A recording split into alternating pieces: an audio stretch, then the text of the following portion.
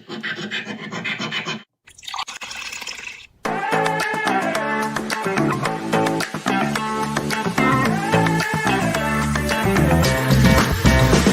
everybody, welcome once again to Rise of the GM, where today we're going to be talking about a web of intrigue and getting caught up in that, an unholy priest that you would not want to sail with, and we're going to be looking at magic and items and how they work in world building here on Rise of the GM. Well, hey, Adam, here we are back again for back into the world building series. We took a break from that last week as we talked with Josh Morton in our new GM kind of conversation. But we're back today with world building, magic, and items. So that's going to be exciting to get into. We have some other stuff. But how are things for you in the magical realm of Terre Haute? Man, doing great. Terre Haute is doing great. All things are rising in Terre Haute. All things are rising.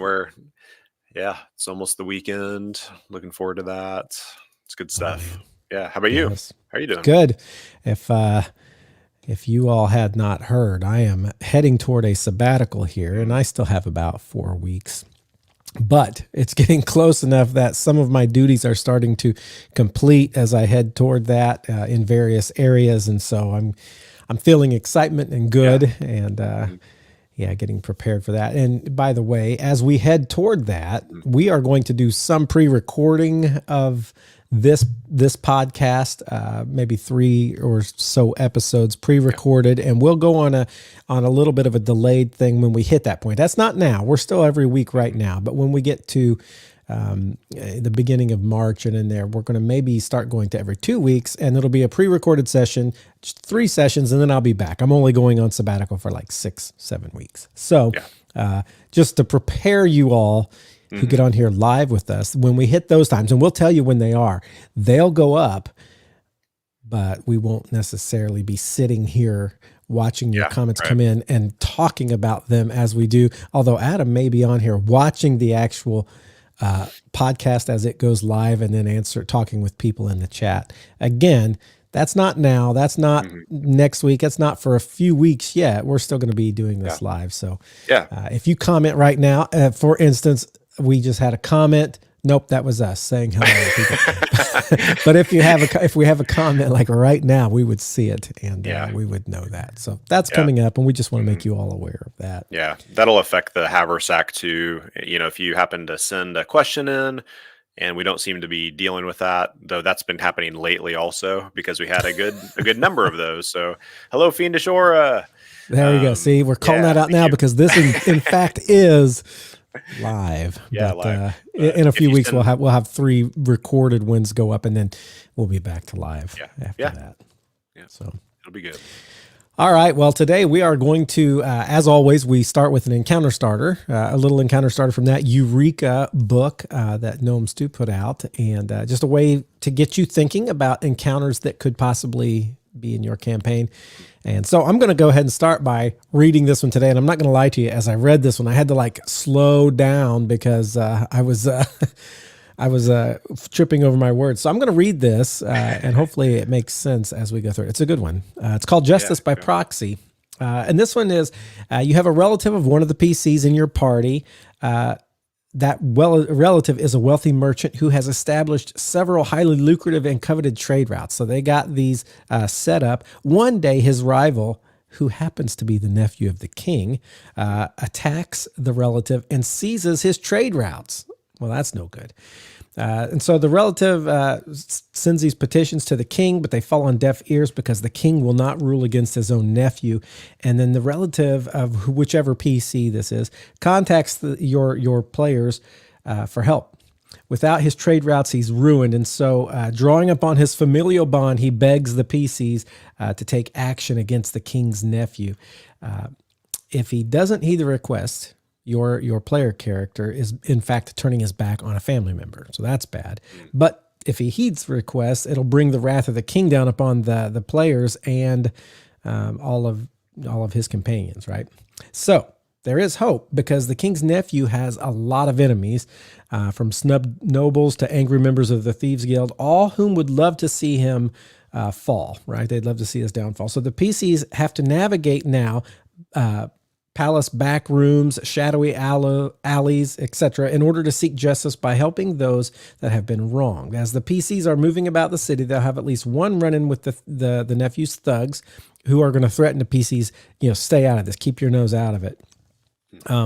One of the nephew's prominent enemies, and so here are some of the enemies. They give you an idea of some of these that you can sprinkle in. One of the nephew's prominent enemies is the master of the Thieves Guild, who knows that the king's nephew has had a secret affair with the king's mistress. That's not good, right? But the Thieves Guild's brother, the whoever was the leader of the Thieves Guild, his brother was taken prisoner in order to keep him quiet. So he can't say anything about it because his brother would be forfeit, right? And so he hasn't been able to say anything, even though he knows this. Here's another one. A noble who knows that the nephew has been taking money from the captain of the guard in order to overlook certain thefts in the district. And he wants the prize horse that the nephew seized from him. So the nephew somehow sees this prize horse, and this guy knows that the captain of the guard has been told to overlook certain thefts. And so, but he can't do anything about it, right? Yeah. Here's another one. Head of the local temple has an axe to grind also. He knows that the nephew has been skimming donations from the temples in his district, but he can't say anything because the nephew's accountants have falsified the books to make it appear that the head of the temple is embezzling money. The true ledger, however, if they could find it, would prove his innocence. So he can't say anything about this guy because he'll end up being thrown in jail for embezzling. So you have all three of these guys who know bad stuff about the nephew, but they can't say anything about it. And your PCs have been given this information, I guess. So here's the idea. Can the PCs arrange for the nephew's enemies to drag him down without the king taking action against them, right? So this plot works best if the relative is either someone from the key PC's background or an NPC that's been established at least a few sessions before. What helps this is if this is already somebody that's been in their backstory that they already know about, and now this they can call for help here.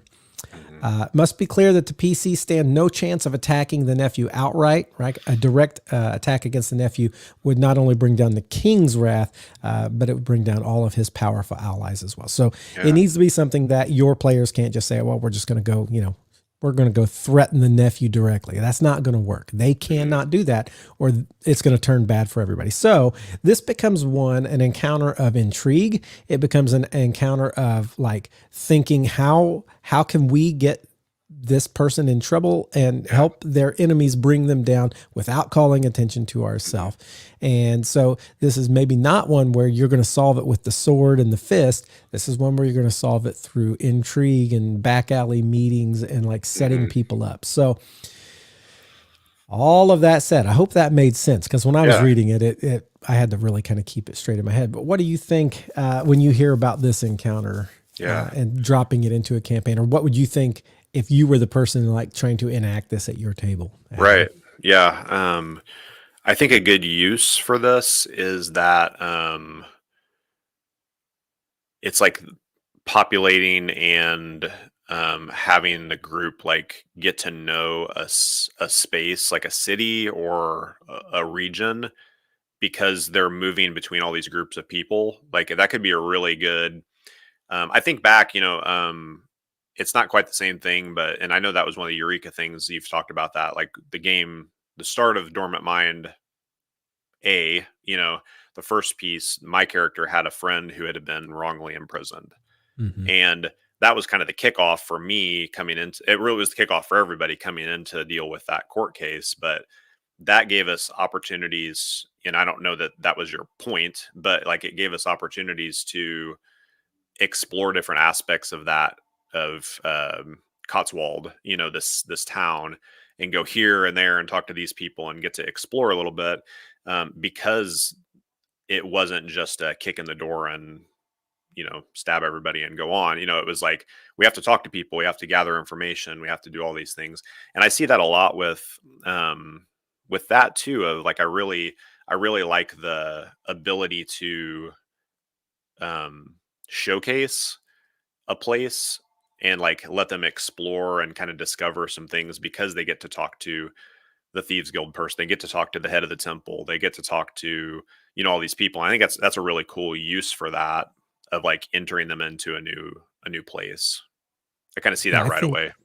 I think what would be tough about this one for me is, so you have the relative who calls them in, and they know they can't just take them down because of the king. But the question becomes, how do they find out about the three different people who've been wronged by the nephew without, after hearing the first one, just like going full force that way? You know, I think they need to hear about all three Right. in order to like begin to weave their web. Mm-hmm. But what I think would be fun is like just throwing this stuff out and then like seeing where your players took it, what they decided to do. Mm-hmm. And so you'd have to be ready as a GM to know, all right, how do I handle this? Because this is pretty open-ended, how they're going to use these situations. Yeah. There's some things in there with like even the way that they find out about these people who have been like wronged by the nephew. I think that's like a thing to think through, of like, how are they going to actually get these rumors, or, you know, because that's not just like, well, here's a list of, maybe there is a list of people who they've wronged, you know, kind of thing. But I think that, you know, that's another one of those, maybe somebody approaches them after they hear, maybe it's after that guard thing, you know, the nephew's like soldiers show up and they threaten them and they're like, hey, you're going to stop doing this. You don't need to be poking your nose around in his business anymore, or we're going to rough you up. Well, maybe a battle happens and they knock them all out and they leave. And then someone who was watching is like, hey, you got a problem with the king's nephew? Because I may have some information to sell you, you know, kind of thing. Like there may be that kind of thing, but I think that's an important piece too, of it's not just like written on a wall somewhere, like go check with these three people. You know, they need to do some digging too. And it makes me think a lot of Counting Monte Cristo in a lot of ways. It's different for the PCs, but that idea of like him being wronged and showing up and like pushing on all the weaknesses of these people who hurt him. I think that you could like bring in some of that like inspiration, you know, to things. Yeah, it would be, this would be one where I would have no idea exactly what the final bringing down of the nephew is going to look like. So even as a GM, I'd be a little bit interested in, how's this finally going to happen? And will they overstep and bring down the wrath of the king? Right. Because that could happen. Will they do something that then makes me say, okay, now you're always going to be wanted in this kingdom because the king hates you or his allies or whatever. So, I think like the fact that that is a possibility, you know, and it's not just like hand waved away, is a cool thing. Josh says, you know, build that story together. And I do think that's cool. Like, the first game I ran, I remember it was some kind of hook, and I don't even remember what the point was. I think you guys met one of the main kind of anti-heroes. Sounds like a recipe for regicide. Is there ever not a recipe for regicide? In fantasy games. In fantasy games. And Rob was in this situation too, but that first campaign I ran, there was a point where you guys were supposed to meet kind of one of the, I don't know what to even call him. He wasn't necessarily supposed to be like the bad guy, but he was a bad guy, but he also kind of eventually worked with you a little bit. But he had, I think he had attacked the king.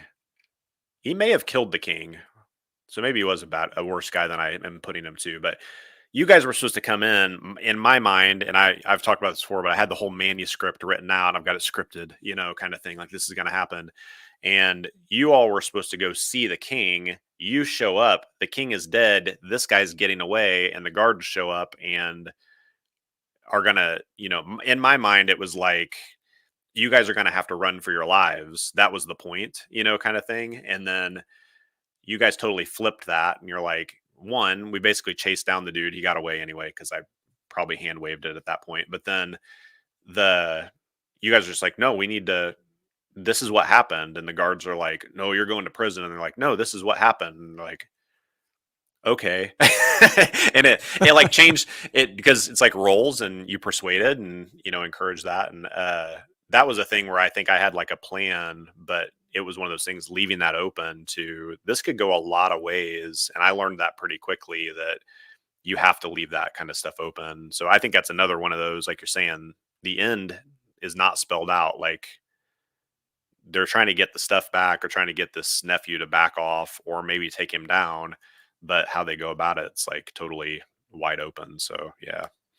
And it may end up that you do something, the king comes after you. You guys obviously are powerful and continue to fight back. Maybe as you level up, at some point, the king is going to have to decide, how important is this nephew to me? Right. Yeah.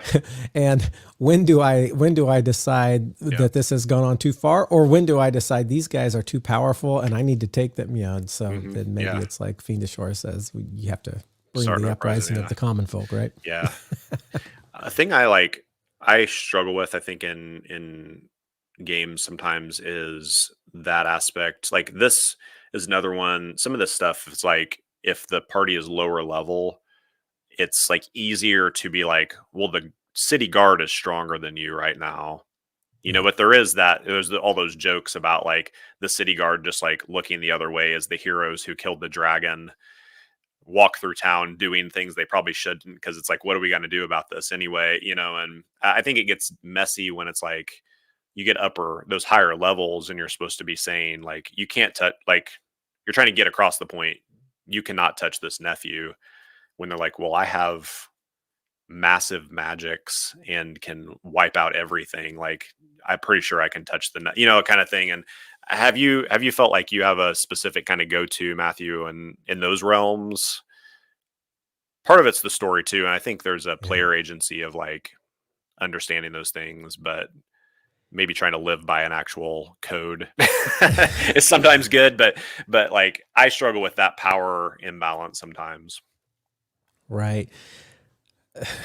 When it comes to like, okay, like you said, lower level characters, you can cow them. When they get to be a certain level, you can like put even stronger, like people, like when you're in the very beginning, they're in a little town and the guards can put them down. They get to a certain level and it's like, oh, these guards are just, they're not that well trained. But then you go to the bigger city and they're much more well trained. Well, and you go to the biggest city and they're like elite guards. And so you can make your guards level up as you go. Yeah. But there comes a time where your players are going to be super powerful. And it's just going to come down to like the fact that they're against greater numbers of super powerful people. Yeah. Wizards backing the king, and assassins, and alchemists, as well as it's not just can we withstand the fight of like 10 guards. It's like there's an army, and so it becomes this escalation. Well, there may come a point where even that those huge numbers would be really hard to mitigate, and so I don't know if I'd want to push it all the way to that point where my characters have this antagonistic, oh, we're going to do it, Yeah. There would probably be some creative way I would make it known that, okay, this is not going to work, but I don't know what that is off the top of my head here. I do like that idea of like having people working for or with whoever it is you're trying to say, like, this show, not say, but show like this person is powerful, and outside of your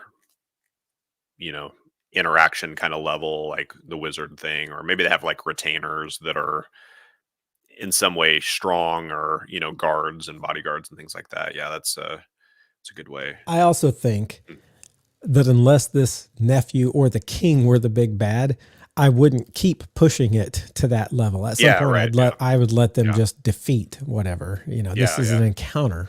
Yeah, right. This is something to drop in, and so this does not become, unless this was my story from the beginning, and this can work with my story. This is not going to become the main. At some point, I'm going to let them be like, okay, you destroy the whole kingdom and everybody in it. Fine. No, I wouldn't let him destroy the whole kingdom, but like, you take out this nephew if you're, that powerful. And so then it becomes, okay, the king tries to come against you. You totally thwart him. What, because of that, in your greater purpose. So that's where the power imbalance, or not power imbalance, there's a power vacuum. And we find out that the king actually was holding back this horrible cosmic cataclysmic power, And and you you messed up. released it. Now what? Right. Exactly. Love it. All right. Well, there's the encounter. With that, we're going to move on to our kind of main topic of the world building, magic and items. In world building, how do you deal with magic and items? Adam, kick us off here. What is this about today? Yeah. So again, part of our world building section here, and super vast. Like this is a big topic. I don't think we're gonna, this isn't all of it in the next 30 minutes or whatever we talk about this, but definitely a thing to think through, as you're building a world. If you're doing like some homebrew or even adapting like an already created world, magic is a thing well worth like thinking through a little bit of like how it's going to function. Things about like how prevalent is magic. I think that's a good question to be asking a little bit about, like, to use like even terms like low magic or high magic or anywhere in between. Like how prevalent is this actually happening? But like one of the, if for me at least, and I think this is probably across the board, like magic is part of fantasy gaming. That's one of the things that creates the fantasy feel and genre there, is that like magic is a part of that, typically.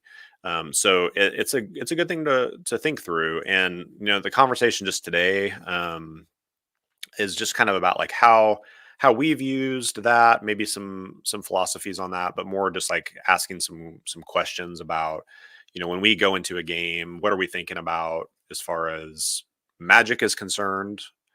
How much are we thinking about it? How much is kind of just standard? Those kind of things. So I think that could be a big help, is like people are maybe building their worlds for the first time, or building a new thing, or even thinking about one that's already been working through. So that's kind of the idea here. And again, I think we're just scratching the surface today, with that kind of thing. But how much, I guess, like to kind of kick off, Matthew, like how much do you feel like magic plays a role typically, or has it been varying degrees, like in the games that you run? So I'm a conundrum when it comes to magic. And I say that because of two very real kind of attention I hold in my games. One is, if anybody's played in my games, I am a not power user. I am an epic level. Yeah. I like to do epic level GM. That means my players typically get more feats than you would normally get moving down. Okay. And so that's just like a learning thing. That's a mechanic thing. But they also end up with these things, these relics and these magic items that make them stronger than somebody at their level would be. But having said that, I am not the guy who likes to just have, okay, you go into a city and so you can get anything that is up to this level price. Oh yeah, you can find a wizard to do anything you want. And so I want a headband of intellect this, and I want the bracers of that, and I want it. I don't like it being where they can just buy anything they find in the magic item compendium. Right. Yeah. So I limit how much magic is just for sale, but I like to sprinkle magic that they find. And so what I do as a GM is I like to know who are my characters, what are the things that can help them, and where am I going to place like little, they fight something, and then when they fight this fiendish, demon wannabe. I forget what those are called. What's that thing that's trying to become a demon? It's not. He had the crystal. Anyway. He had the crystal ball. Right. And so you beat this thing, and he has some things in his little lair, and some of them are going to be something that you can use, that my players can use. Now, the downside of this is I often think, this particular thing is going to be great for Josh's character, or this is going to be great for Ben's character.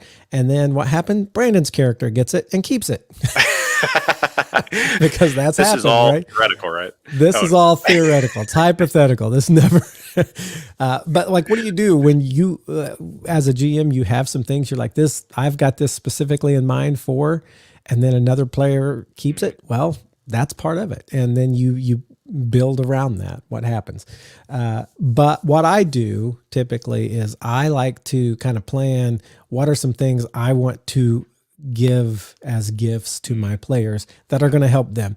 And I try to, it's not about keeping everybody equal, because sometimes I feel like that guy who has built his whole character around like really being the like glass cannon, man, let him be able to like do things that are going to cause major damage, and let him be like super vulnerable if they get up close to him. right. I'm not going to like make it so that everybody can do massive damage from a distance and everybody's, as I want them to have their roles, but at the same time, I want them to feel specialness, and I like to give that to them. So, all of this to say, when I was first starting as a GM, I'm like, oh, I don't know if it's in the magic item thing. I guess, it says that if you're in a city that's big enough, they can buy anything that's up to this level. So I guess that's got to be there.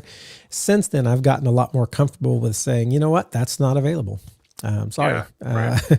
you can't find that. Oh, you want like more intellect just because you want to up that stat? Doesn't seem like there's any wizards here making headbands of intellect. If you want to like invest what it takes to make one of those yourself and spend the time and the gold and all of this, you can do that. Mm-hmm.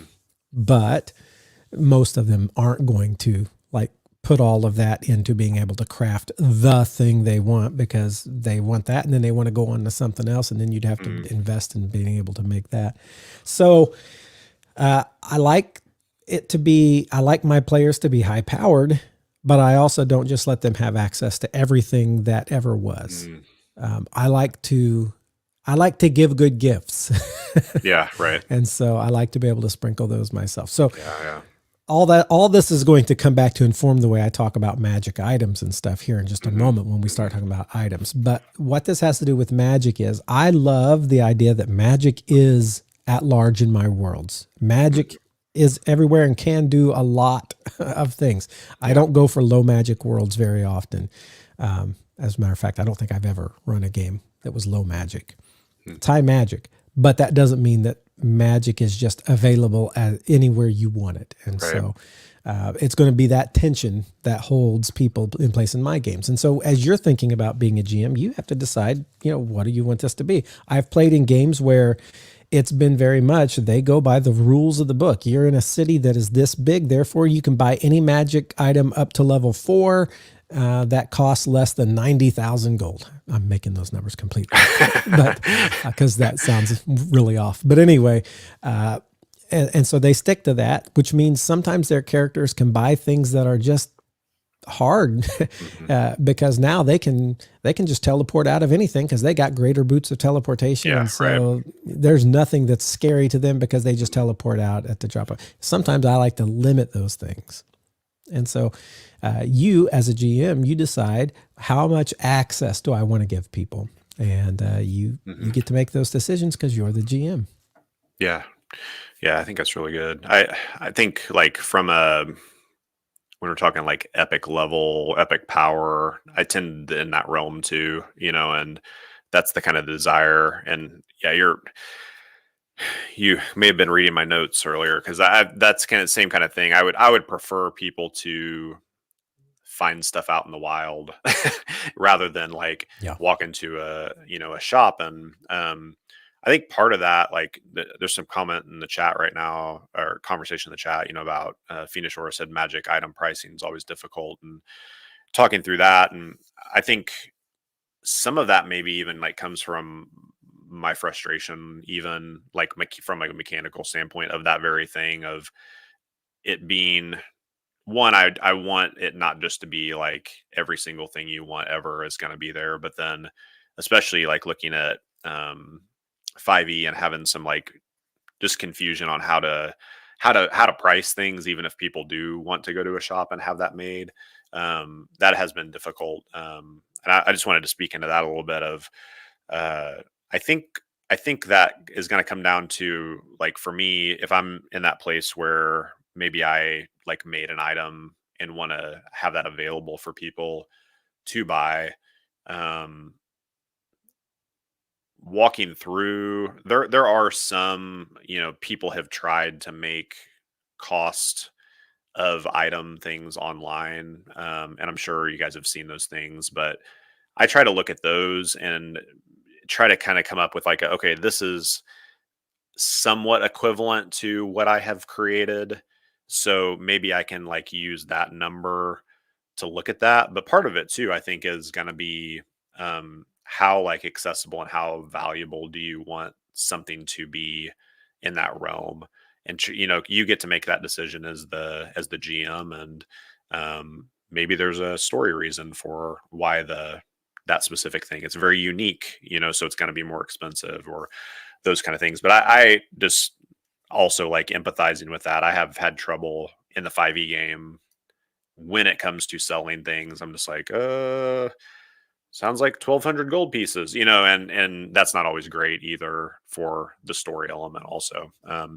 Kind of back into that. Like I definitely, I like magic being like in items.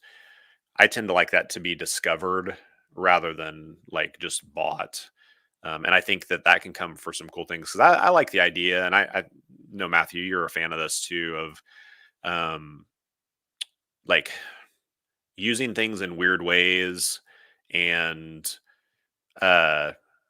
items that, like, it's not just like, oh, now I have a +1 sword that's magic, but it's like I have this random thing, but we're going to figure out how to make use of it because we need to make use of something, kind of deal. And there's that story of which Josh will be happy about this one, but he's got the dust of dryness, that was like used as a in an offensive way, because it was full of water, and that was good times. Like I love that kind of stuff, and that happens when we can kind of just give, maybe they find random things that maybe they would have never bought, in that too. I love that kind of stuff, is like trying to give out things randomly. It's like, oh, you're in this old abandoned house and there is a weird clay pot, and then they're like, what's this knob do? Oh, now it's full of mayonnaise. Like it's those kind of things of just weird magic stuff that they can figure out how to use. And I love when people get creative with that. So that's one of the reasons I like to kind of come at it from that direction too. So I had found, and I made this screenshot. This was, I don't even know when I did this, but I was like, I was kind of in discussions or thinking about items, and I'd come across this Reddit. So I don't have this user's name on, because I took a picture and it cut the name of whoever asked this off. But I want to read this because it sums up very much the way I think about magic items. So he says this. He says, I've both played and run a lot of D&D over the years, mostly 3.5 and 4e, but these days I mostly run, so this was a while back. These days I mostly run more narrative games. When running fantasy games, I still find I want to be able to give out magic items, but I want the items that are more magical. More mechanical games have lots of books full of magic items, but they mostly just give characters bonuses to things, right? So magically sharp swords or cloaks that make you better at sneaking are fine, he says. But what I really want are items that serve as a jumping off point for creativity and storytelling. Examples from my own brainstorming are a book that eats other books and then records their contents, but you can only get those contents if you remember the title. Okay. Or a bottle that follows you into your dreams, letting you store small items in your head. Or a glove that lets you pop off your hand and it scurries around like a spider, and then you can pop it back on. So when you're running narrative-focused games that don't care so much about specific bonuses that the magic item provides, where do you guys look for items? So this was a Reddit, and he was asking people, where do you find items? Because he was trying to find. And so his thing was that he wanted his magic items to be more of a narrative storytelling function than just a +1 or a +2. This kind of sums up the way I look at items. And so sometimes your characters do want a +1 sword or a +1 dagger, right? Boy, the chat's going crazy, and I can't read it while I'm talking here. But If I'm going to give somebody a +1 or a +2 armor or sword or something, that's something that I'm going to let them go and buy. because those are just bland and who cares, right? Yeah. But I prefer coming up with items that have a more storytelling sort of narrative and can happen in such ways that they're cooler. For instance, I think in my Dormant Mine campaign, I had an armor of sand. I can't even remember what I called it now. But it was this armor, and I think it was Josh who's actually in here that found it.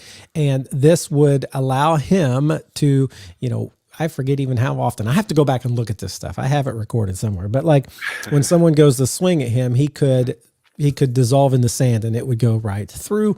And that could be used a certain number of times a day. I can't remember. I think so. Yeah. But then also because of that, he could see through any sort of like what would be a sandstorm, but it would also be things like fog or, those sorts of things. So that was a very narrative. That's not a +1 armor or a +2 armor, and that's it. Right. It functions in a way that's different. And because of that, it led to some really cool narrative things. The same way with this, like he talks about this book that eats other books that it finds, and then it stores all that information in a single book. Oh, that would have been a great thing to give one of my characters who just loves books, Torgen. Torgen. No, not Torgen. No. Torgen in my game. Whoever he was in my game. Same Malik. Player. Malik. But this idea of magic items as narrative, that's the things that I like to give. And so I make available in shops +1, maybe +2. I'm not very often letting people get up to +3 until we get to late levels. They're not buying +3 armor, +4 armor. Same with swords. They may, but what's going to be way more interesting is the ring I give them that when they put it on turns into a black dagger that does something special and can only be used at night. And then I don't know, whatever. I'm just thinking something. In keeping with this, I recently found a book that I want to mention on here to give. It's let me see. I got to find it here. Because I only just found it this week as we were kind of preparing for this topic. And I bought the Kindle book, and I'm like, this is perfect. I gotta get to where it's at here. Hold on. While you're doing that, Rob mentioned you can also use the standard items and reskin them as something narratively cool, and I think that's a really good use of that. We talk about that with monsters a lot of times, of like doing some reskinning and adapting, and I think that's a great idea too, to take those. Not in some ways, it's like don't break what's fixed, or the opposite of that, right? Don't fix what's broken. But like the narrative don't break something that's fixed. Like I don't think any of those words are right, actually, but what Rob's saying is correct. Is really cool. I think that's cool. Like to add some story element or narrative things to that. So yeah, it's a good call. Sorry. Right. So I was just trying to skim some of those comments there at the same time. So this book that I found, in keeping with my, masks, the NPCs we use is from a book called Mask, where it's 1,000 different PCs with just a background that you can, like, if you're struggling to come up with a PC, you can go and look up, oh, I want somebody who's like a merchant who's neutral, or who's villainous, or I want like a shop owner, or I want a noble who's duplicitous, or, whatever. And you can look at those keywords, and there's just there's 1,000 different NPCs, and you can find one to kind of populate your world. Okay. In keeping with that, and with this Eureka 501 different things, this is a book that has 1,000 items in it, and it's called Arcane Artifacts and Curious Curios by, what's her name here? Madeline Hale. I got it on Amazon. I got the Kindle, and basically, it's system agnostic, so you can go into any system with it. It's just basically a narrative idea of different things. So for instance here, just hit amulets. Here's one, Amulet of Easy Return. So the appearance of this is a silver pendant that's etched with the image of a cabin and smoke pouring from the chimney that would dangle from a silver chain. The enchantment on this is, while wearing this amulet, the wearer can mark their location. From then on, once per day, the user can teleport back to the marked location, and all living things in contact with the wearer can also be teleported. And then it gives you a history. The history of this one is, there once was a wizard named Odwin Marks, who had to walk very far to work each day. Eventually, he tired of his daily treks and he crafted 2 amulets of easy return. One would teleport him to work, the other would teleport him home. Eventually, he grew old and retired, and then these amulets were sold and they're out in the world. He's made the only 2 like this. Wow. And so you'd have to decide, do you only get to choose it the first time you put it on, or do you get to choose it once, it takes an hour to mark? You have to set something. Otherwise, they're just marking like a save point in a video game. Every 2 seconds they're marking, Recall. So they have these 2 amulets that are out there. Maybe they come across both. Maybe they just come across one that will always teleport them back to this spot. And that could be a cool narrative. And what would you do with that, right? Yeah. Or here's one. What is it? Oops. The cuff of dwarven skin. Oh, what's this? Wearers' forearms and hands become completely impervious to heat. Their skin becomes tough. They become able to handle sharp objects such as jagged metal, glass, razor sharp blades without fear of cutting themselves. And then it gives a history. Or here's one I've thought about using. Molgmar's Phantom Limb, a simple bracelet made from a shining black stone etched with golden runes. This bracelet creates a fully functioning phantom replacement if the user has lost a limb. The ghostly appendage functions as normal, feels fully solid, even though it appears pale and translucent. The phantom limb is icy to the touch. If the user has no missing limbs, the bracelet has no effect. And so they may not know what this bracelet is for a while. But the history is, long ago, there was a renowned dwarven warrior named Mogmar, who lost his axe-brandishing arm to a goblin captain in a ferocious duel, and he begged the gods to give him back his fighting prowess. When he woke the next day, this bracelet was around his good wrist, or the wrist he still had in there, and he had this other thing. So you can, like, if say a person loses an arm or a leg or something, instead of just saying, okay, no, somebody heals that back, maybe this item is around. So anyway, these items that have this narrative kind of story behind them, I think it's like you were talking about with the dust of dryness. That you found that down in this temple, that may not be like your typical dress. That one may have held way, way, way more water than a normal dust of dryness would ever hold. But man, think of the narrative possibilities. Yeah. And boy, did we see the narrative possibilities. Those are the kinds of things that I think you find in the wild. So the +1s, the +2s, you can buy those at a shop in a town somewhere. But these ones that have a narrative jumping off point that lend to the storytelling, that lend to the creation of what happens with this party and become the most memorable moments, those are the ones that your party will love more. Yeah, at least, and those are the kind that, as a GM, I like to incorporate more. So yeah, that's cool. I'm gonna. I just dropped the Amazon, and again, this is not an advertisement for Amazon or this book necessarily, but if you want to check it out, you're in the chat, you can look at it. Yeah, although I do want to say this is, I think it explains in the introduction that she was just a girl who watched her brothers play video games, and then she got into Dungeons and Dragons. She just always loved this. I think she self-published this book, and so I love kind of helping promote other people who are doing things. She may or may not ever hear this podcast, but the fact that we can say, hey, here's somebody who did something great, and point you guys toward them. Check that out. And the really cool thing is, she's cool with you just like taking the seed of an idea and changing it however you want. I mean, how could she stop you? It's a book, right? That's awesome. Yeah.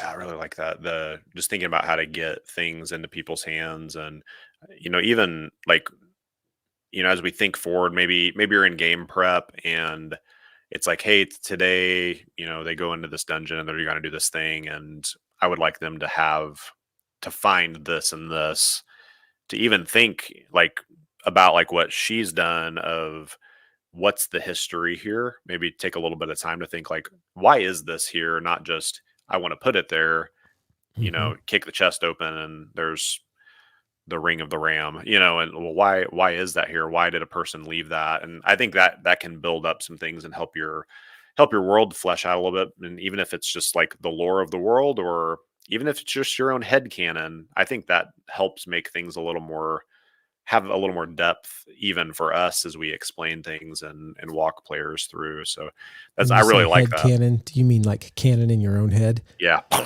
Not No. Yeah. But your own head canon. Yeah. My own like stuff going on, even if that doesn't come out, I think it helps make that. But I also, and you've mentioned this, I also love the idea of throwing all of those little semi-useful things Hmm.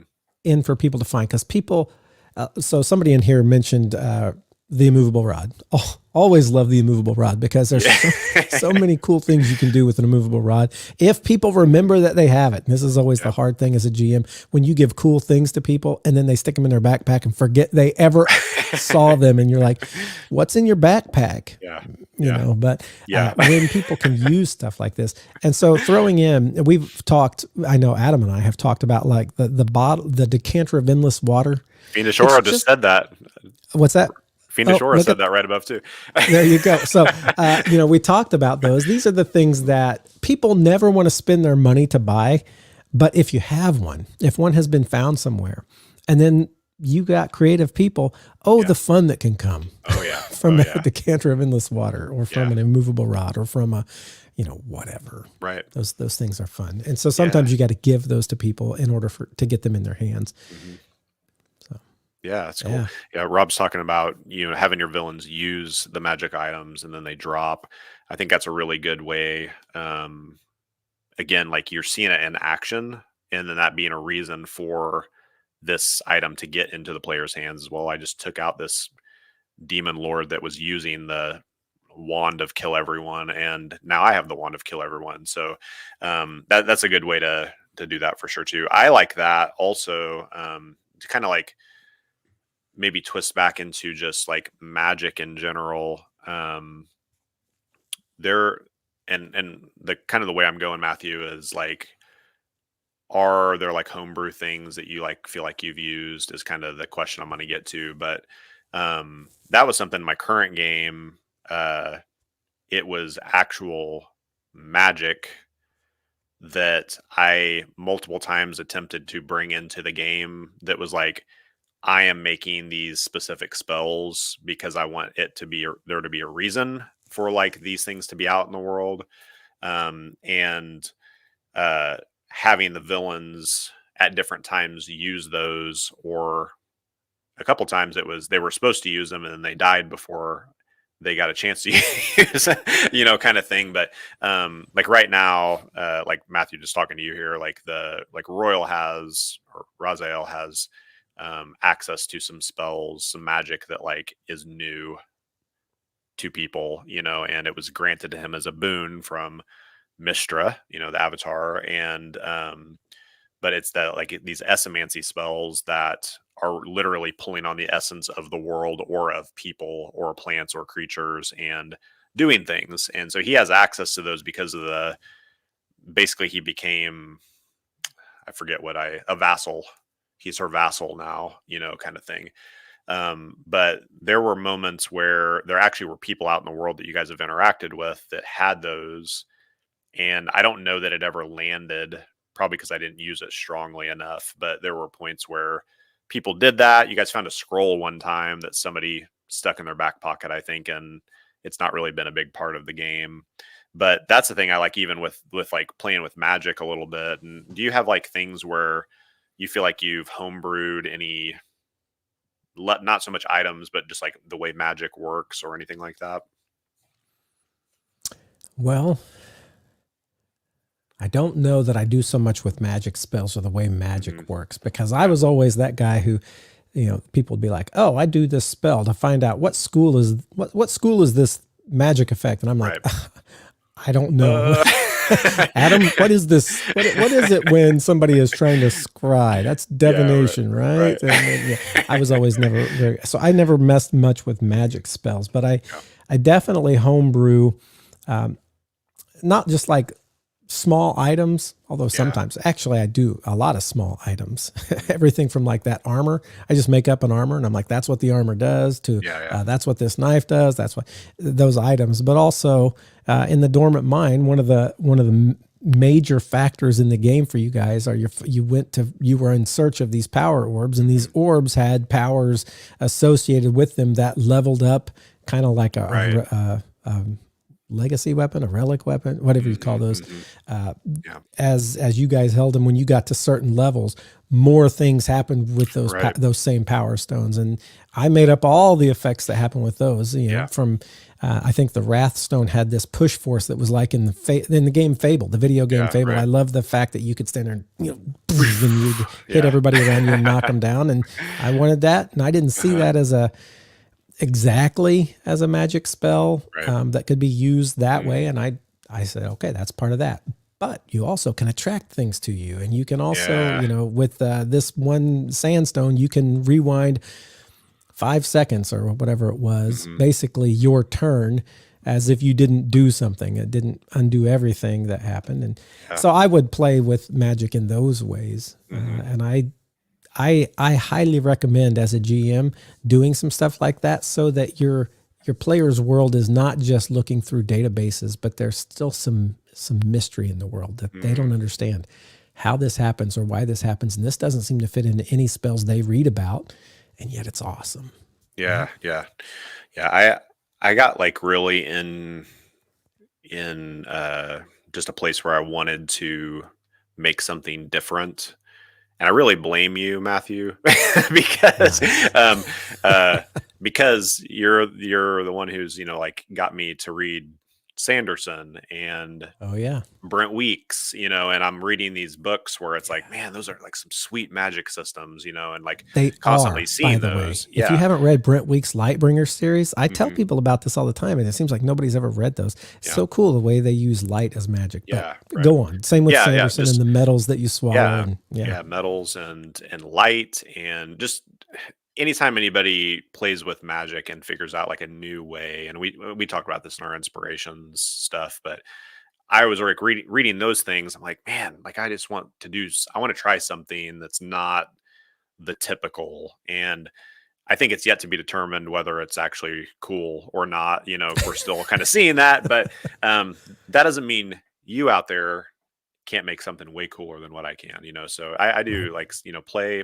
with stuff, and um, let that be like part of your world. You're talking about Power Stones. And for me, like, it wasn't just like, okay, I just want to play in the sandbox and try some things, but that was a connecting point to it's a connecting point to the ley lines also. You know, I don't want to hash back through all my stuff, but those ley lines being a massive part of the world now, this essemancy is like drawing on the power that really is kind of emanating from them and into everything. And there's a lot of different connecting points that I'm not ready to share yet, but that's like a thing for the history, you know, of the world kind of deal. And like you've mentioned, these like different power stones is not actually the right word because I'm getting into the Avengers, I feel like, but these different items, maybe it is power stones, but like that we've collected, and they're not all the same, and that being a part of the history that we got to little by little see. And I think in some ways, actually, our first group maybe saw more of the history than. So I, as a player, know more than maybe what our current group knows, even as characters. But um, in past games and stuff like that, like, or even the game we're now, like, do you feel like relics play a role for you in the world building, and like how does that kind of look? I love the idea of relics, and they do very much. A relic basically means a magic item that's just not mass produced, right? It's like this thing that came. It was like a unique, one of a kind thing, Yeah. and those things always been history around them. Yeah. when That's you good. have something that is the only one of its kind and powerful, men will strive for it. Men will do things to get it, and if your party has it, it'll change the way things happen. And I love those sorts of ideas. So yeah, I'm all about relics as part of your world building. Right. And so when you're talking about magic and items, that's definitely something to put into your world when you're thinking, what's the plot of this game going to be?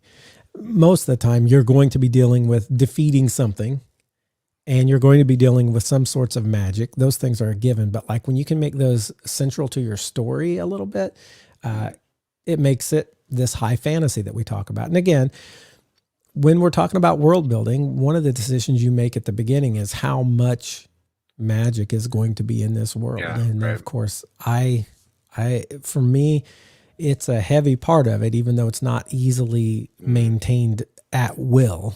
Right. It's going to be a huge part of it. But that doesn't mean that's the only way to do this game. There may be people who have games that are a lot more, we always talk about red markets, which is about, a zombie apocalypse happened and now you're surviving and trying to figure out how to live. And you may have a game that's very real like that with slight hints of magic here and there, which make those slight magics seem all the greater because there's such a void of magic everywhere. Yeah, right. And that can be a cool kind of game in itself. And maybe you've played in a game like that and you're like, man, this is what I really want to explore. And that's fine, because if there's too much magic, I'll say this, if everybody has amazing amounts of magic, then magic becomes cheap. Magic's not that great. That's why the idea of a relic is super exciting to me. We all have like this common level magic where, a wizard can like make this a +1, make this sword a little better, make this armor a little better. But that's all just really kind of become the mundane of everyday. Everybody has, a little bit of access to some low level magic. But these things that are relics, this is something we don't see every day. This is something that's just not done for everybody. And that changes the world. And that's maybe what makes you the center of events in this world as the player character. So all this to say, I'm a big fan of the relic. Yeah, for sure. I think things like relics make it like points back to the history also, and even if you don't start, and I'm going to go here in a second with this question, but even if you don't start with or I start with an item with a relic and then figure out what the story is, or if I figured out the story and then that leads to an item, that definitely points back to history. It points back. I don't know where it comes from, but I love the civilization's past kind of feel where it's like ruins. There are ruins. We don't even know why sometimes, but there were people here before and they're not here anymore, but maybe they have left powerful things that can play a huge role into the events of the game, kind of thing. And I don't know if this is too much of, I don't want to dig into things that you don't want to share yet, because we do have people who listen who play in our games. But this is more mechanical for your world building, is like when you did these items, these power stones, did you start with, I want there to be power stones, and then the world building like history kind of came from that? Or do you remember, or was it like, here's a thing, and that kind of just naturally led to having those relics? Do you remember that at all? There are events that are going to happen, and I knew that these events would have to happen. And then I thought, how are these events going to happen? Part of that is going to entail a relic, multiple relics, and part of them getting to this point is having to uncover and find these relics, and then find out how to use them, and then find out what they're for. And so they came back to, so I started with, I knew major event that has to happen, major events that have to happen, that will happen.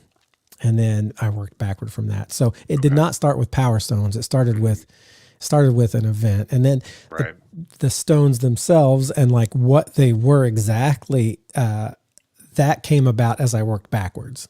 So for me, it didn't start with the relic. It started with the events. So it started with what I knew was going to happen as GM, toward the end of this game. And then I worked back to the very beginning of this game. And the hard part for me as the GM, and for any GM, is not getting too quickly to that end, letting that build. And the really exciting part is that I started it, and as it's been building, and as you players have put stuff into what you think is happening and what actually happened that I didn't expect, I then would step back, and I've talked about this before. You have a path you think you're going, and then you step back and you're like, oh, what if instead? And so the way things have transpired have changed a little bit about like how these things have come to importance and what they're used for, but they're all still going to end up at a certain point in my game. But even that has changed complexion greatly based on the shared storytelling of our group. Right. So I know that was very vague because I'm keeping some stuff from players yet, but all to say, as the GM, don't decide to set in stone that this must look like this at the end, and therefore that's the only way it can go, because what happens is your players feel like they're on rails and they can really make no choices in the world. It's all determined anyway, and you don't want that. The last thing you want is that. You want this to be a group story building. Let them change your mind to how you get to that end and what that end looks like as you go. Yeah, for sure. That's great. Well, I think this is a scratching of the surface, and I'd love to come back to Magic again. We're at the hour mark, so maybe time to look at our NPC. Yeah. Guys, magic and items, that's a big topic. And we're always going to be talking about more about this in all of the other aspects of what we talk about here. But definitely, if you have some creative thoughts on like items and magic and the way you've used magic, the way you've used items, some cool items you know of, any of that stuff, we love to hear about those things. Drop those in our social, in the comments of our socials that are out there, all of the Instagram, the Twitter, or the X, the whatever else we have, it's all that. But we love to hear those things. And we do really pay attention when you guys talk to us about things that sways us, just like when our players do things in the game that sways us. So definitely let us know what you're doing. Yeah. Thank you for, I just want to say that too. Thanks to all of you for engagement on socials. I love the chat. Thank you all for talking in there and bringing up ideas and sharing that, and people sending stuff to the Haversack has been really cool. So thank you for making that happen. All right. I'm going to read about the High Priest, our NPC of the day. And I can't remember what we ended up landing on for how we feel like his name should be, but I'm going to go with Chiron. Wrong. No. As the GM, you can decide to pronounce the name however you want. It could be Siren, Chiron. Could be any of those. Chiron. We're going with Chiron, right? Chiron. I like Chiron. Yeah, Chiron. The High Priest Chiron. This is from the Masks book again. High Priest Chiron. He is an unholy priest. He says, the gods demand your penance. I give you a path to achieve it. Come with me, either as part of my crew or as part of the vessel itself. His appearance, he wears a black velvet cloak covering his brilliant crimson robes. His profile is angelic, but his eyes are cold and distant. He listens to his surroundings with his eyes closed as if he were meditating. And when he addresses someone, he will turn toward the sound of that person's voice, open his eyes calmly, and proceed to speak softly and gently of the horrible fates awaiting all sinners. His personality is that he is a sociopath. Guilt and remorse are unknown to him. He will kill without hesitation, and he believes that his actions are divine providence. He can do no wrong. This is a villain, by the way, if that wasn't clear. You think a sociopath who thinks he can do no wrong and everything he does is we're back to villains. Just to be clear, he's motivated by this, and Chiron's ship is his only concern, and his crew is composed only of the souls loyal to Chiron. The ship itself is built from the corpses of his victims, bound and shaped by his dark magics. Like all ships, though, it requires regular maintenance. As a young man, he was a sailor who was shipwrecked on a rocky and desolate island, and for days he languished under the hot sun with no fresh water. Feeling his life and his mind slipping away, he offered his soul to any god that would save him. And at that moment, his ghastly ship rose from the sea, shattering his psyche and beginning his journey. So the High Priest Chiron. He's crazy. I'm What a reaction. I Yeah. so just initially, so I was talking to Matthew at the beginning of this, and I'm like, where'd this ship come from? Kind of thing in the middle of this. I'm like, oh, I'd keep reading at him. But uh, it's strange to me, like the high priest thing makes me totally not get the like ship. I want him to be Captain Chiron or something, but Right. he's so yeah. What do you do with that? Like the mixture of these two things, and how you So make that where work? would I drop something like this into my Yeah, yeah. game? That's the question we're That's the asking. question. That's the question. Yeah. So you think about his beginning. He was this young, kid on a ship that was shipwrecked, and he went insane, basically, right? Yeah. And he Right. was like saved when this ship rose up because, I I don't see him as someone who's like, oh, this is someone we're going to redeem. He was innocent once, and we're going to like bring him back. I think his Right. mind broke, and it's Yeah. broken. You Right. cannot fix it. And he has committed horrible atrocities. But again, I don't think this is like a main character. I'd be like, this is something you guys have got to stop, because I just see him as he's this dude out here who has got this following, and he's sailing the seas, I guess. And maybe you somehow are shipwrecked, and he picks you up. Maybe you need passage somewhere. He just doesn't seem like the kind of guy who's sitting like offering passage to people with Oh, this he is. It's just a with this special way. ship of twisted bodies or whatever it is. It's Yeah. hard to Right. imagine that he Yeah. would be accepted among polite society. So I see him as somebody you come across when you're shipwrecked yourself, when you're like lost at sea, when you're on an island and can't find a way off, and then Yeah. this guy, and you are. Maybe at first, I would have to say at first, you don't recognize this as a ship of twisted bodies, because I can't imagine like, let's get on that one. Or maybe that's your only way off of the island, Yeah. and you Right. can find no other way. And so you do. I see it more as you've got to like somehow stay alive and not become part of the ship Mm. in your attempt to get away from this island, or in your attempt to get, you were tossed at sea and you were about to all drown, and this is the guy who took you on. You just have to like not become part of this ship. Yeah. And when you're done with whatever this is, he goes away. And maybe it's a story that, kids are told, beware the high priest so-and-so, and then like Yeah. Yeah. maybe Right. you've heard those tales, and then like you're here and it clicks. Oh, this is like that children's tale, or this is like that thing we always have heard about since level one. Yeah. But Right. it's like the ghost ship that's gone in the night for me. It's Yeah. not Yeah. something that you're necessarily going to defeat and change. It's not something you're going to like bring him back to humanity. In my mind, it is you survive this weird high priest, and this is a story you tell later. Yeah. Yeah. That's me. What about you? Yeah. Yeah. I think so. The chat's cracking me up too. So sorry, I was laughing through that, but yeah, I almost wonder. I don't know the lore super well, but like I almost thinking about like the Pirates of the Caribbean, like the Black Pearl, and it's like this undead that you can't kill them. Like no matter what you do, you're not stopping these people. Or even like the Davy Jones kind of situation. It's like there's this thing up. Rob just hit that too. There it Yeah, is. it's Davy Jones from the yeah. Serve the ship by becoming part of it. Yeah, that's actually yeah.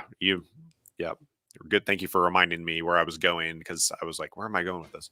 But the that kind of thing, like I agree. Like it's not really to me, that's not a thing to put in front of people and say, you're going to destroy this ship or you're going to kill the high priest Chiron. It's like, that's beyond you. That's beyond the PCs.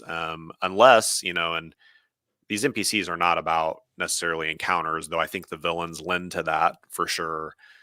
Where it's like, maybe there's something like, who is the one pulling the strings? Like, who is he the high priest of? Could be a mystery to unravel. He's sailing the ship around and he's absorbing people.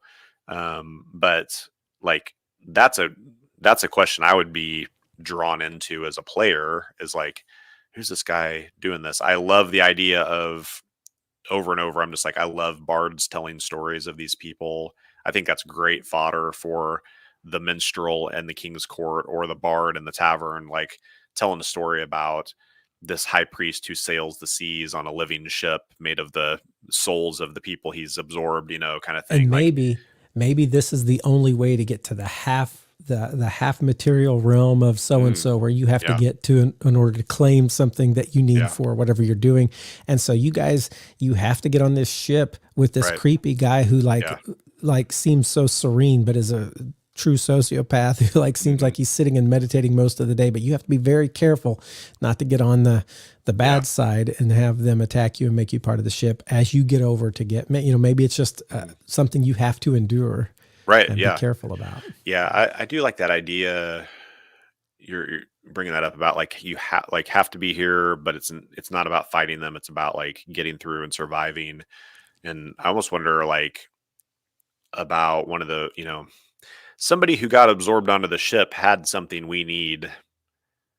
Too. We have to go find this ship. We have to engage, not get drawn into it as crewmates or being a part of the ship in the end, get the thing and get out, like that. I think that could be an interesting piece too, to like actually make people want to be on there, too. So that may be a way I would like engage with that of, the dude who's now making up part of the lower decks, or this crewmate who's now, wandering around there. I'd make him part of the poop deck. Figure out what you need to get from him. Yeah, right, right. Yeah. So he's interesting for sure. Yeah. Yeah. It's cool. These NPCs like this, we're just kind of sitting here kind of throwing ideas back and forth. And already because of that, thinking, oh, I have to get to this like half material realm that you can only get to via this ship. Cool. Or there was someone who is now part of this ship who had something that we need. Those sorts of things, that's not written in here. But that's something that, like, if you just read one of these and you begin to like throw the ideas around, you can come up with something that could be really cool in your game. Brainstorm. Not everything's always the best, but I think those things help us to like move forward and come up with some cool ideas. So, Poop deck Pete, though, that's definitely a good idea. That's definitely a keeper. Love it. All right, let's go into our Haversack here. Yeah, we got some questions to get to before we end today. What are these questions? And I don't even know if I'm going to have anything to say, but we're going to try. Yeah, thanks for patience, by the way. We've had a lot of them rattling around for a while and have slowly been getting to them. So thank you for sending these in. We're going to start with some from Evan Bright. These are Haversack questions back to the factions. So we're looking back at factions here. He says, hi, Matthew and Adam. The topic of factions was so nice, I want to ask about it thrice. So number one, in any of your past campaigns, what was the faction of the big bad like? Things like who was in charge, what did they want, and who or what in the faction served them. So that's kind of the first part of this. What was the faction of the big bad like? I'll jump in on that. Oh, you're going to start. Go ahead. I'm going to start by saying my big bads were never part of factions. My big bads are always like gods or supernatural things. I think the closest I had to a human was an emperor who had gone insane, and there was some stuff trapped in his insane mind that had to be done. Yeah. So they weren't really. I guess Stondalus was actually the big bad in that one. He was a wizard, so he could have been part of a faction. But for the most part, mine haven't been part of factions unless I would like go on to explore. Was he part of the wizards faction? But there was really no faction involved there. But Adam, what were you going to go with? Yeah. Question real quick though, before I do that. Yeah. Do you feel, and maybe this is like super in the weeds way too long ago, but Blold was a dragonborn. Mm-hmm. And there were people after his blood. There were. And it was that was Nyx. Priests and priestesses of Nyx, I believe, if I'm remembering that right. Yes, that's right. Man, that's like, I'm surprised you remember that, because I didn't remember that till you said it. That was a very impactful scene when Blold died. But was that connected to Stondalus? Do you remember? Or like, would you say those people were connected, or was that just part of, there was a prophecy and that was something that was kind of in there? There was a prophecy, and that was Yeah. in there. I had Okay. not connected them two together. Okay. Yeah. Okay. So that wasn't a faction kind of thing. That was just part of the prophetic thing. Okay. Yeah. Yeah. I I made up just. this big, long prophetic poem, Mhm. and every part of it had to do with this game.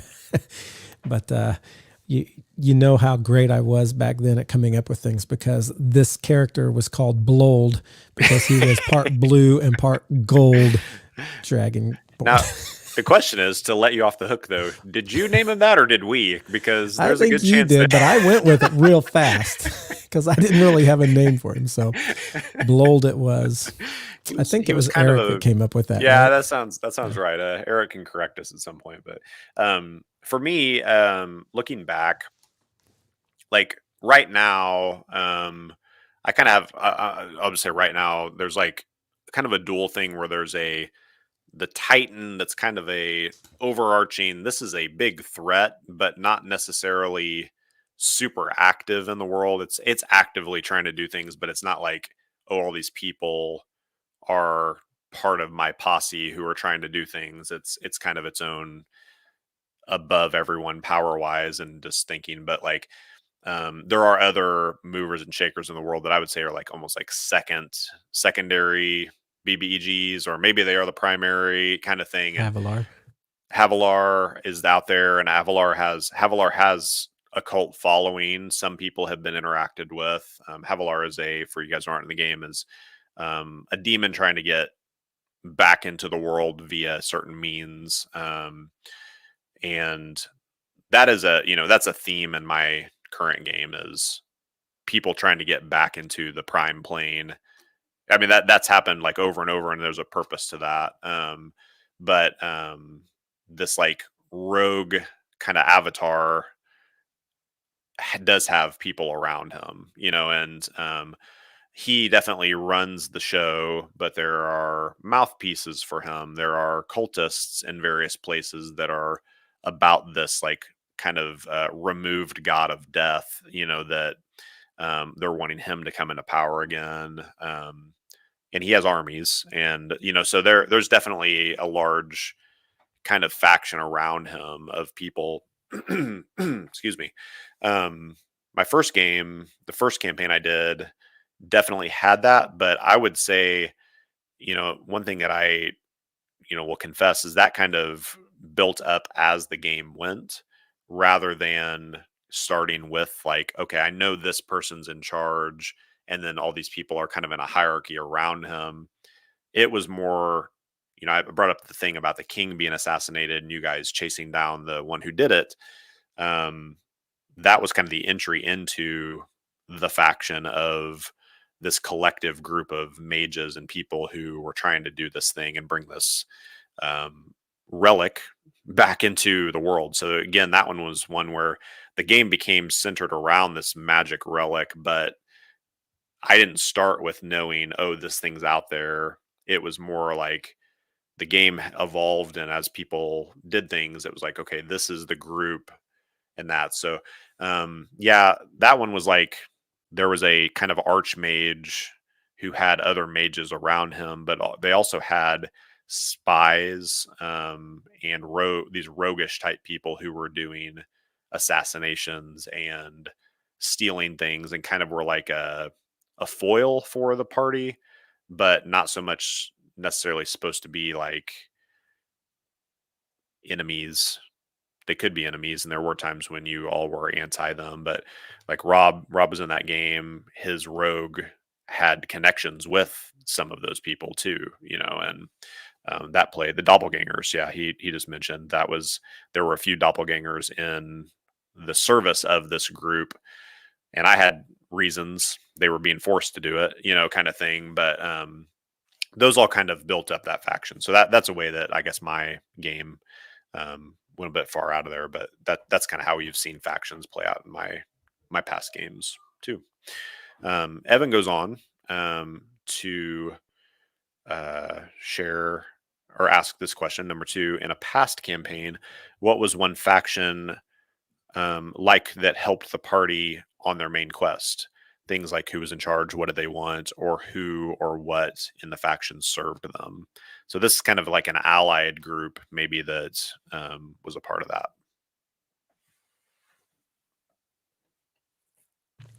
I'm sure there was something. Yeah. Coming up with a blank right now. Yeah. Yeah. I'm trying to. In some ways, my answer is the same because I just brought that up with the connection to Rob. Like Agalon, the rogue, was someone working for that collective group, but had connections, and there was information being fed back and forth because it wasn't by choice that he was working for them. So that did play a role kind of in the background for informing some things, both I think for like my running of the game, but also I would say, and Rob can correct that, but I think some of the things he made choices in was information going his way too. So that's kind of how that worked, but it wasn't the whole faction. It was like pieces of it. That game too, there were some soldiers that were connected, and I can't remember exactly if that was a character connection, where like people in the army kind of had passed information and helped out in some ways too. And that's something that I think we're seeing in the game I'm running now is like obviously the Thieves Guild, the Jade Masks. That's a thing where it's at times both antagonistic and has been helpful depending on who you're interacting with.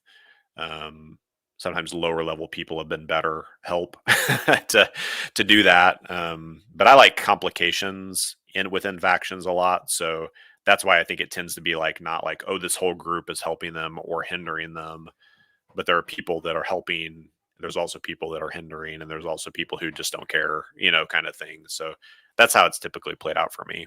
And even in that game that you're running, there are Mhm. the different factions of the wizards. And Yeah, some right. of them are more helpful to us than others. Some of them we've Mhm. decided to try and like be part of to help Yeah, out. And yeah, those kinds of things play in there. yeah, yeah. Any other thoughts on that question? No. Okay. Uh, the number 3, the thrice.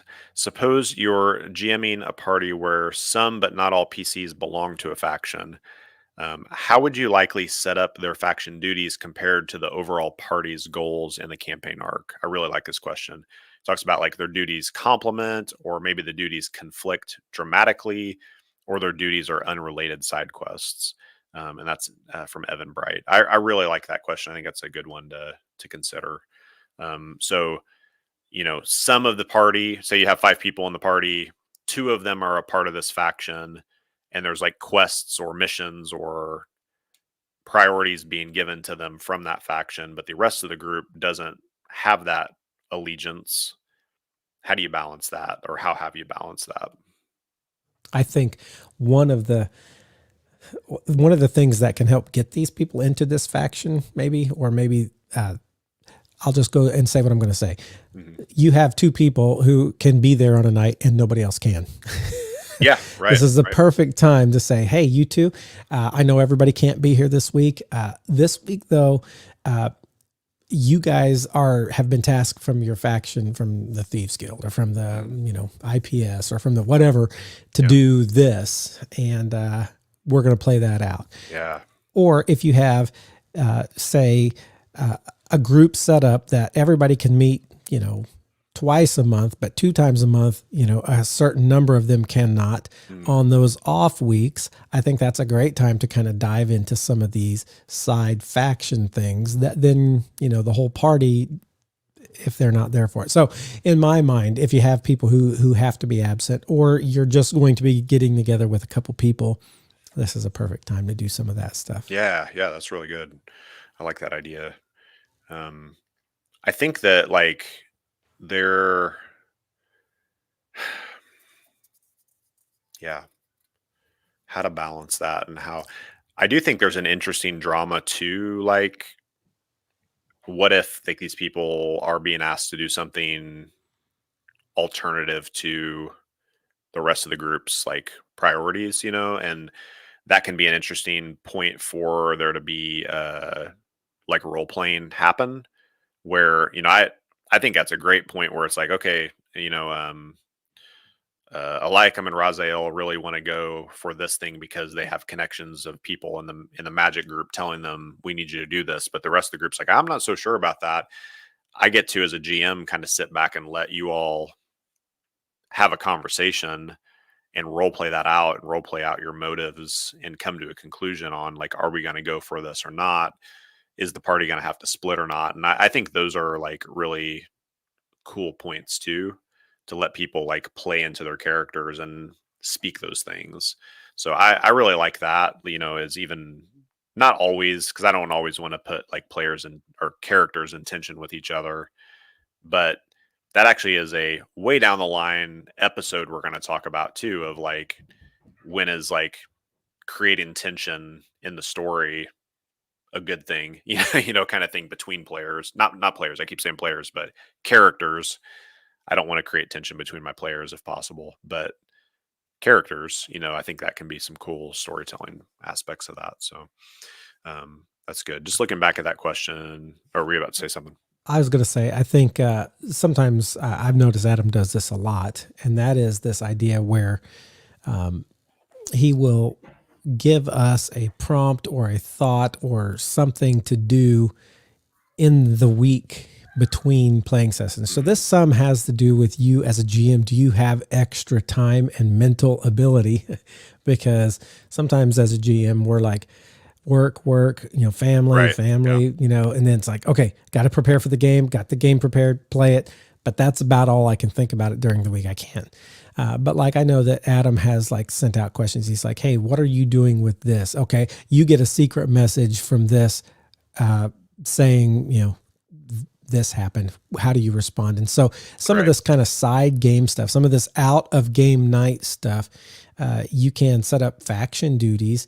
And then you can let that come into your regular game as is natural as those things unfold. But like setting up the things they have to do for their factions sometimes happen when you guys are apart. Now, again, if you left them like in the ice tower and they're like mostly out of their ability to do anything and they haven't slept in forever, you don't like say, okay, this week you're going to be, because you're keeping them in that moment. Right. But there are certain times in the game where you're going to say, okay, you guys will be traveling here for 3 days, or you guys are going to be in the city for, 2 days before the big, festival happens. That'll happen next week. Well, you got 2 days. So then in that intervening week, you may say to a couple of them, while everybody else is like shopping and sleeping or whatever, you get contacted to do this certain thing. And so you can do some of those things like out of session. But again, be judicious in where you do it. You don't always want to have separate stuff going on with like 1 or 2 players to where the other players feel like they're second-rate citizens. Yeah, absolutely. Either. Absolutely. Yeah. There's a piece, and I don't know where this falls. Maybe this is like part of the, sorry, big dead space is not what we want, but the player, etiquette or things like that, even of, I don't know. I love the player tension, and maybe I'm holding these two things in tension in a weird way also, but I love character tension. But I also love characters coming together and actually forming like a cohesive party where, I mean, I want people to be like, I will die for you, like, and that's not everybody. And,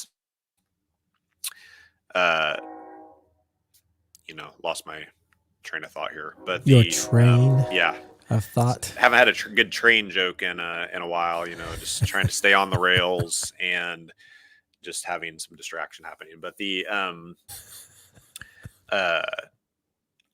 that there, I have that piece of me too, where, and I know that's not like that's not every character's story, and that's maybe not every player's desire, but there's also that thing where I'd love to get to the point where I could be, where I see like a character being like, I don't care about this at all, but you were with me when we were taking back my city, and I'm going to be with you as you do this, kind of thing. And I like those aspects too. So whether it's people fighting out things or the role playing being like, hey, like we're brothers forged in fire and I'm going to do this with you. I think those are fun pieces and always hope for that. But that has to be like built, and like trust even like between characters has to be kind of built up through that too. So I think there's a lot of different ways that can definitely play out. Some of the people talking in the chat about PC tension and that being a fun thing and having connections, help for the storytelling. Rob said side vignettes were some of my most fun ways to have my expression fun, that bringing in the 8 types of fun, like letting that express and the expression of that happen with just like those side kind of conversations. So yeah, that's good stuff. Any other thoughts on factions, Matthew? I don't think so. Yeah. Cool. Yeah. It's good. And we are going to probably hit faction stuff here and there as we go. But I think that for this week is enough. We're going to save any Haversack questions we have for later. But this idea of magic and items, that's going to come up again and again. Drop any ideas, thoughts you have in the socials.